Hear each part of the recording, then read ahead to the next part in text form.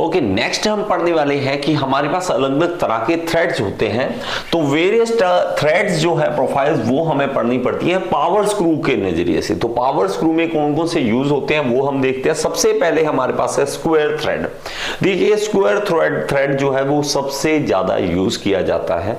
तो इसकी प्रोफाइल देखेंगे और इसके बारे में समझेंगे। इसको लिख लीजिए बेटा, मेन बात लिखिए। मेन क्या है? Square thread has a zero profile thread angle. तो जीरो प्रोफाइल थ्रेड एंगल होता है इसमें, वो मैं आपको अभी समझा रहा हूं। It has flanks perpendicular to each other. तो और इसके फ्लैंक्स जो होते हैं वो परपेंडिकुलर टू ईच अदर होते हैं। वो किस तरह से हैं ये देखिए हमारे पास, इसमें मैं आपको डिटेल बता दूंगा, फिर आपको सारा समझ आ जाएगा।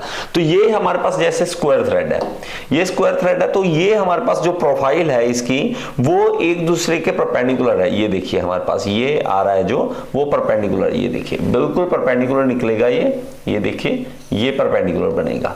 तो ये 90 डिग्री का एंगल बना रहा है। इसके लिए हम इसको स्क्वायर थ्रेड बोलते हैं। ये देखिए स्क्वायर की तरह हमारे पास यूज हो रहा है। तो ये स्क्वायर थ्रेड हमारे पास है। तो इसके यूज जो है वो, और इसके प्रोफाइल में हमारे पास खास क्या है वो देख लीजिए।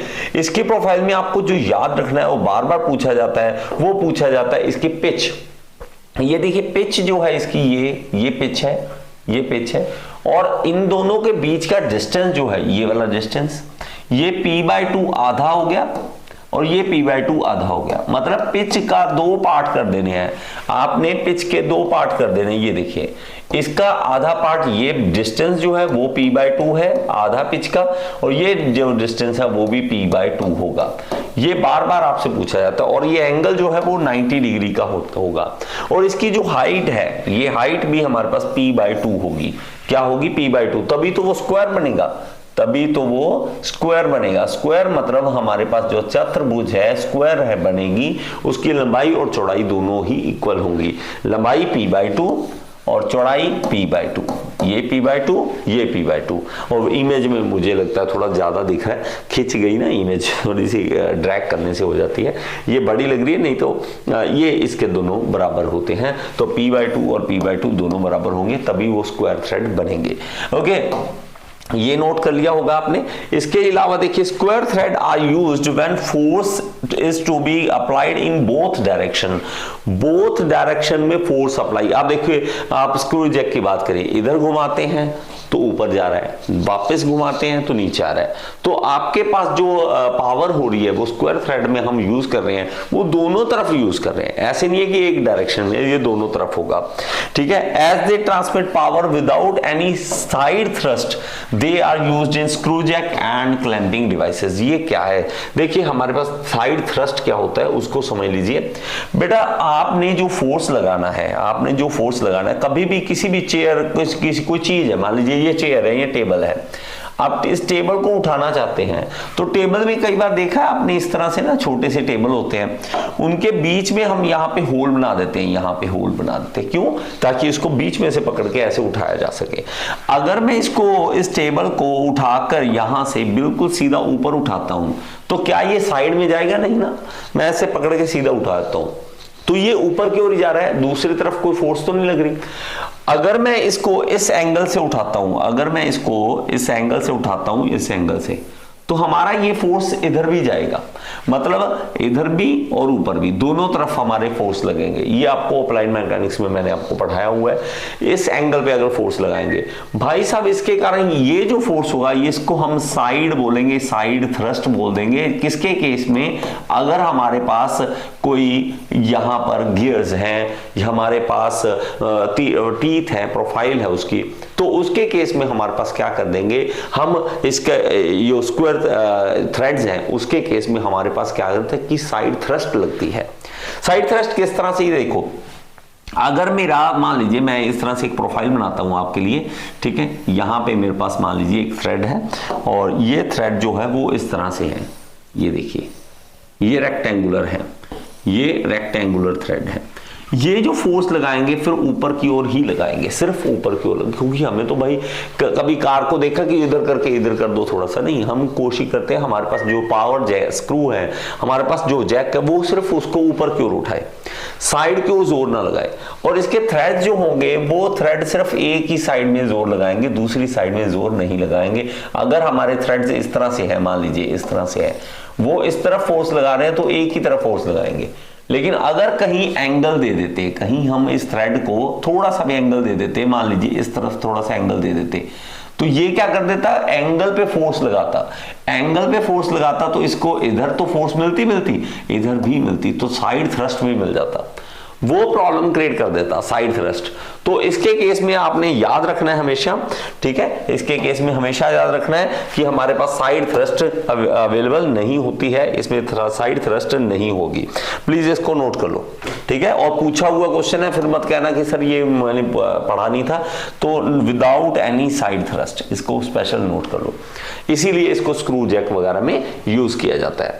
ओके, तो हमारे पास नेक्स्ट है ट्रेपोजोइडल थ्रेड्स। तो ये फिगर जो है स्क्वायर थ्रेड की है, जो मैंने पहले आपको दिखा दी। ओके, अब आ जाते हैं ट्रेपोजोइडल। इसी को जो हमारे पास एंगल दे दे, इसी को एंगल दे दे, तो हमारे पास जो एंगल बनेगा, इसका इंक्लूडेड एंगल बनेगा वो 30 डिग्री का बनेगा। इसको याद कर लो बेटा, 30 डिग्री का एंगल बनेगा। कितना बनेगा? 30 डिग्री का एंगल बनेगा। उसको हम क्या कहेंगे? ट्रेपोजोइडल थ्रेड। ट्रेपोजोइडल, इसको लिख लो। In trapezoidal thread the thread angle is 30 degree. 30 degree का एंगल होगा हमारे पास। They are manufactured on thread milling machine. Milling machine पे होता है with the help of multi point cutting tool. Multi point cutting tool से होगा।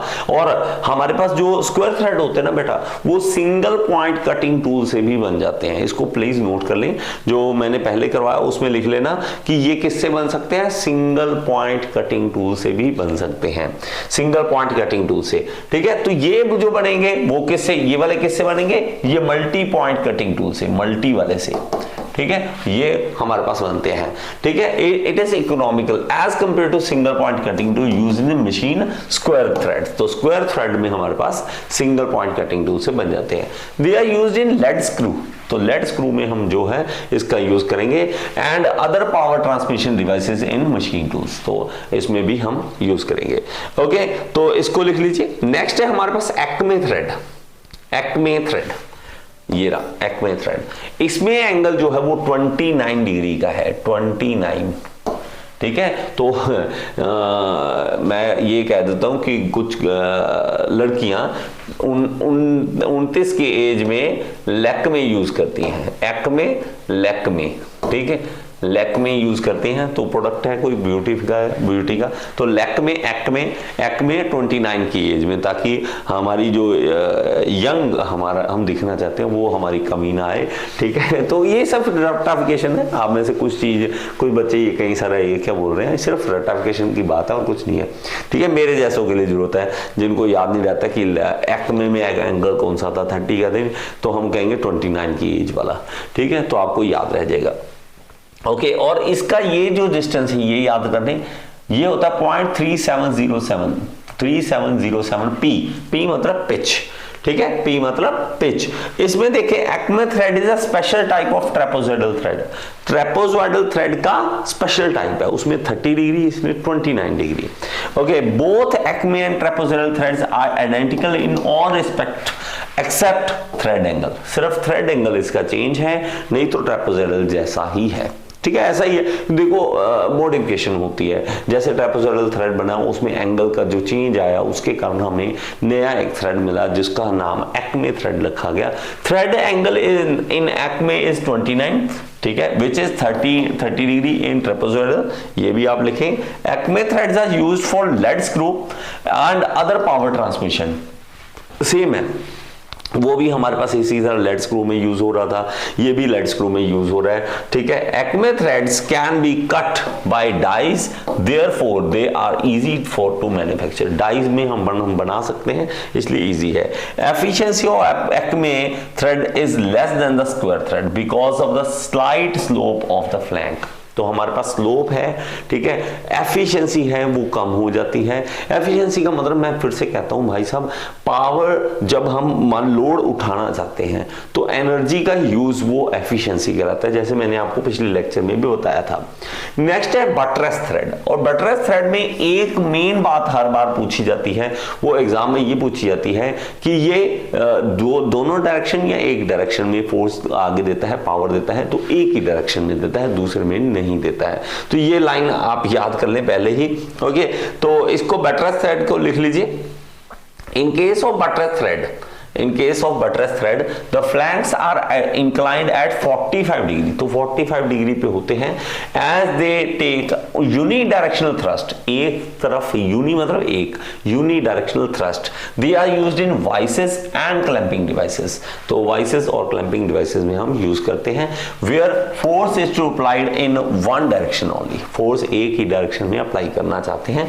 buttress threads are stronger than any other type of thread, तो बहुत ज्यादा strong माने जाते हैं ये, ठीक है। तो ये हमारे पास ये इस तरह का हमारे पास शेप जो है वो इस तरह का होगा, सॉरी यहां पे था, ठीक, यहां पे ये रहा बटरेस थ्रेड का, ये हमारे पास होता है। तो ये जो प्रोफाइल है ये इस तरह की प्रोफाइल है, और ये देखिए पिच जो है ये यहां से यहां तक का पी है, ठीक है, और ये डिस्टेंस जो है हमारे पास पी बाय ये वाला डिस्टेंस, सिर्फ ये वाला, ठीक है, ये पी ये वाला, ये सिर्फ इतना सा पी बाय 8 है, पी बाई 8, और ये ऊंचाई जो देखिए ये कट करते हैं ना यहाँ से, ये पी बाई 8, ये भी पी बाई 8 और ये भी पी बाई 8 है। बटरेस थ्रेड हमारे पास इस तरह से आप कर सकते हैं। ओके, नेक्स्ट चलते हैं एडवांटेजेस एंड डिसएडवांटेजेस। अलग अलग के एडवांटेजेस हैं, डिसएडवांटेजेस हैं, तो हम करेंगे स्क्वायर थ्रेड के एडवांटेजेस पहले। स्क्वायर थ्रेड के एडवांटेजेस, मैक्सिमम एफिशिएंसी, इसकी क्या है, मैक्सिमम एफिशिएंसी है, सबसे ज्यादा एफिशिएंसी, तभी मैंने आपको बोला ना कि हम इसको ही यूज करते हैं, मोस्टली हम इसी को यूज करते हैं। Minimum radial of bursting pressure on the nut, तो रेडियल और बर्स्टिंग थ्रस्ट क्या है, वो टूटना, मतलब उसके ऊपर जो बर्स्ट कैसे होगा बेटा, कोई भी फोर्स जब ऊपर से लगती है तो उसको कंप्रेस करेगी, लेकिन एंगल पे पड़ेगी तो उसको दूसरी तरफ भी थ्रस्ट पालेगा जो उसको तोड़ सकता है नट को, तो ये नहीं करेगा ऐसा। As there is no side thrust, इसमें कोई साइड थ्रस्ट नहीं होती है। The motion of nut is uniform, आराम से मोशन जो है यूनिफॉर्म चलता है। Which increases the life of nut, इसके कारण लाइफ जो बढ़ती है। डिसएडवांटेज की बात करते हैं तो हमारे पास low strength as compare to other thread profile. Strength की बात करें तो ये टूटना, लाइक मतलब स्ट्रेंथ है, एक होता ना भाई साहब, पावर ट्रांसमिशन अलग है, खुद की स्ट्रेंथ इसकी कम होती है, ठीक है। Okay, engagement and disengagement is difficult, engage करना डिसएंगेज करना मुश्किल है, क्योंकि अगर एंगल पे हो ना कोई चीज, एंगल पे हो तो उसको एंगेज करना आसान होता है, लेकिन जब एंगल पे नहीं होती तो मुश्किल होता है उसको। Okay, do not permit the use of split nut to compensate for wear, तो इसमें हम स्प्लिट नट का यूज नहीं कर सकते। स्प्लिट नट आपने देखा एक हिस्से में बटा होता है, इसमें हम नहीं यूज कर सकते हो। डिफिकल्ट टू मैन्युफैक्चर, हाँ ये है, मुश्किल होता है इसको बनाना। Okay, machining with single point cutting tool is an expensive operation, भाई साहब ये कहता है कि खर्चे वाली बात है, क्योंकि सिंगल पॉइंट कटिंग टूल जल्दी खराब होता है, लाइफ कम होती है, तो भाई साहब ये प्रॉब्लम क्रिएट कर सकता है। ओके, नेक्स्ट चलते हैं हम, इसमें पॉइंट्स नोट करते जाइए, और इसकी एप्लीकेशन क्या है, स्क्रू जैक है, मैकेनिकल प्रेसेस है, क्लैंपिंग डिवाइस है और फीड स्क्रू है। आई थिंक ये क्लियर नहीं दिख रहा होगा, एक बार देख लें आपको वीडियो में क्लियर दिख रहा है या नहीं। आई होप कि ये क्लियर दिख रहा हो, मैं बोल बोल के फिर भी आपको बताता रहूंगा कि आपको दिखता रहे क्लियर। ओके, इसलिए मैं आपको दिखाता रहूंगा। ओके, तो ट्रेपेजॉइडल थ्रेड क्या है, ट्रेपेजॉइडल थ्रेड में एडवांटेजेस क्या है मैं बोल रहा हूं, सुन लेना। Trapezoidal threads permit the use of split nut, इसमें स्प्लिट नट हम यूज कर सकते हैं, ठीक है, which can compensate the wear, और वियर को कंपनसेट करना मतलब वियर को कम कर देता है। Due to larger cross section at the root, root जो है, रूट की बात करें तो वो क्रॉस सेक्शन बड़ा हो जाता है, ये आप नोट करना बेटा। ये देखो इसका जो रूट है ये छोटा है, इसका रूट बड़ा है, तो कभी भी कोई भी बिल्डिंग बना लो भाई, बुर्ज खलीफा बनाओ, जो मर्जी बनाओ, बेस बड़ा करते हैं, कभी भी बेस कमजोर नहीं करते हैं। बेस बड़ा होगा तो स्ट्रेंथ ज्यादा होगी।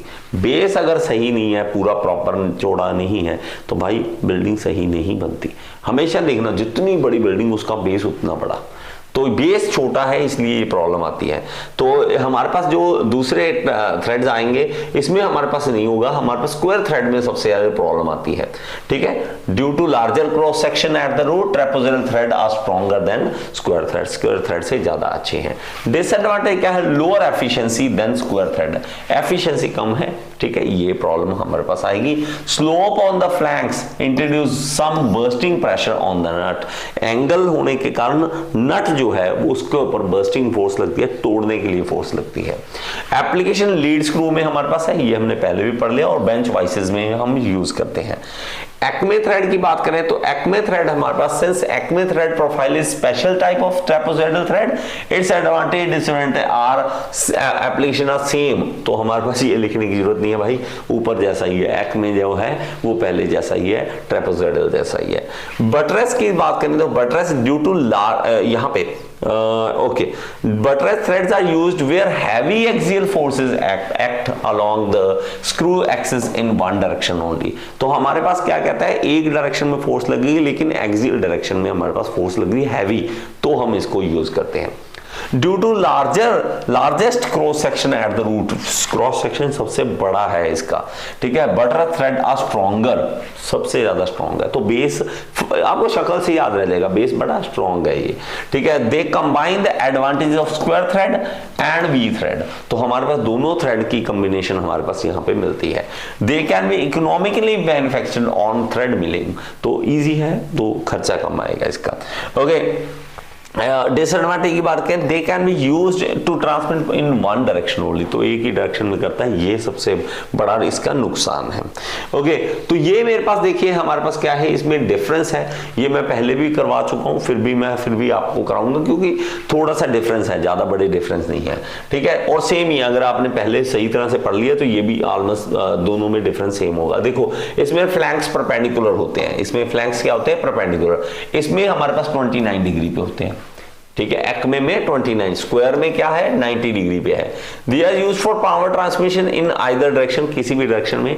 ठीक है, they are used for power transmission in only one direction, एक ही डायरेक्शन में हम कर सकते हैं। मोर एफिशिएंसी, लेस एफिशिएंसी, इसकी लेस एफिशिएंसी है। They are manufactured on lathe पे, लेकिन ये हमारे पास किसी और मशीन डाइज में कट्स कर सकते हैं, लेकिन इसको नहीं कर सकते। ओके, तो हमारे पास नेक्स्ट ओके, तो इतना बहुत है बेटा, क्योंकि वही सेम बार बार आता रहेगा। तो नेक्स्ट वीडियो में चलते हैं। आई होप कि आपको ये वीडियो पसंद आया होगा। अगर आपको पसंद आए तो एक बार लाइक का बटन दबा दें यार, और कमेंट बॉक्स में जरूर बताएं कि आपको समझ आया या नहीं आया। और अगर आप एसएससी जेईई की तैयारी करना चाहते हैं तो यहाँ पे ऐप का लिंक दे रहा हूँ, ऐप जरूर डाउनलोड करें। Thank you so much, next video में फिर से मिलेंगे।